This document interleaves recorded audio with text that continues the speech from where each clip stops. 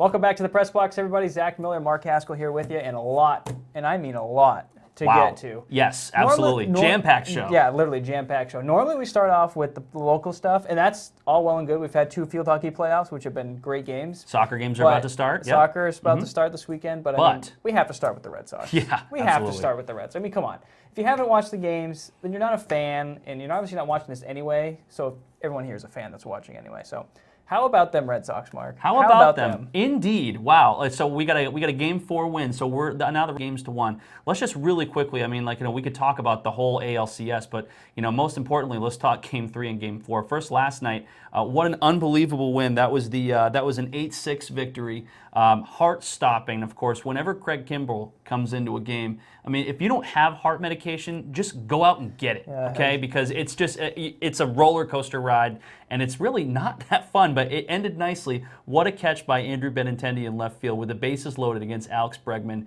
Sends us off happy, with an 8-6 win, and it was just an unbelievable game. Yeah, it was great. Obviously great. And the Mookie Betts catch that was called an out, but fan interference. And obviously you couldn't tell if he was over the fence, if he was before the fence. If you look at it from, I saw an angle kind of coming from left field, and it looked as though he was maybe a foot or 2 before the wall with his glove up. So maybe it would have made it to the wall, but the fans may have reached over a little bit. It was just hard to tell. So what's your stance on this? If you're Joe West and you're in Houston and you're making that call, what are you doing? I mean, from a bang play, it looks as though it was fan interference. Yeah. If the player goes. Obviously, if the player goes into the stands to try to make a catch, obviously the fans can have at it because it's obviously out of the field of play. But I think that was the biggest thing last night during the game was, did it clear the fence or not? Right. And Joe West obviously said he was out based on fan interference in the bang play, and then upon review it was upheld. The call stands just like in NFL, so there wasn't enough video evidence to overturn it. Letter of the law says Rule 5.09A1, no interference shall be allowed when a fielder reaches over a fence, railing, rope, or into a stand to catch a ball. He does so at his own risk. So Joe West got the call right. Yeah. But it wasn't without a lot of controversy. I mean, like that home run by Altuve would have tied the game 2-2. Instead, Altuve is out, and they've just got a runner at first base and no runs on the board. And if you're a Red Sox fan, even if you're not, I mean, I think you're looking at, we've got game 5 tonight, Thursday night. I mean, you have to think the Red Sox are going to sew this thing up tonight. Any momentum the Astros might have had is gone. Yeah, they just took the breath right out of him with that play. I mean, the Astros didn't quit, though. They came back, took the lead, but then, where did Jackie Bradley Jr. come from? Man, unbelievable.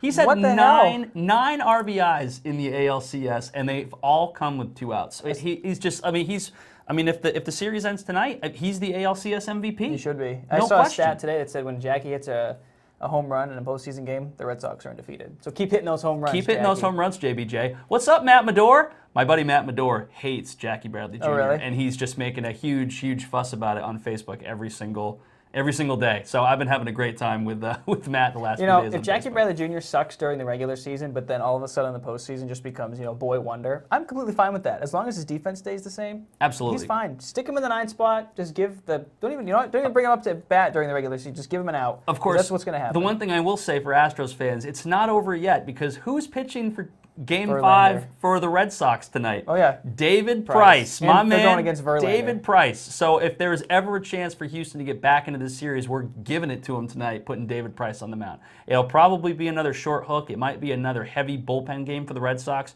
Hopefully we don't get to Kimbrell. He did go 6 outs last night, so maybe they can't justify going to him tonight. So maybe you go to Brazier or Barnes or someone that's been pitching well. So I guess we'll see what happens. But hopefully next time we're talking, we're previewing a World Series with the Red Sox. Yep. Dodgers are up 3-2 on the Brewers as well, and that game is tomorrow night because they're going back to Milwaukee. That's right, so, which is Algonquin for the good land. Yes. That's right. So you can drinking some beer in Milwaukee with the Brewers. Anyway, now we're going to get to the local stuff. We've been going topsy-turvy this episode. Right. So field hockey, Mark was actually at both. Mount View beat, who the hell Mount View beat Maranacook. Thank you. I couldn't think of 2-0. who they played. And then Belfast and MCI, which was another great game for the second straight year. Yeah, well, I'll talk about the Belfast game first. Obviously, Belfast-MCI, this was a rematch of last year's semifinal matchup between these 2 teams. MCI won that game in overtime. Didn't need overtime in this game. They win this game 1-0, knocked Belfast out of the playoffs. It's a shame the season had to end that way, and it was a tough draw for Belfast to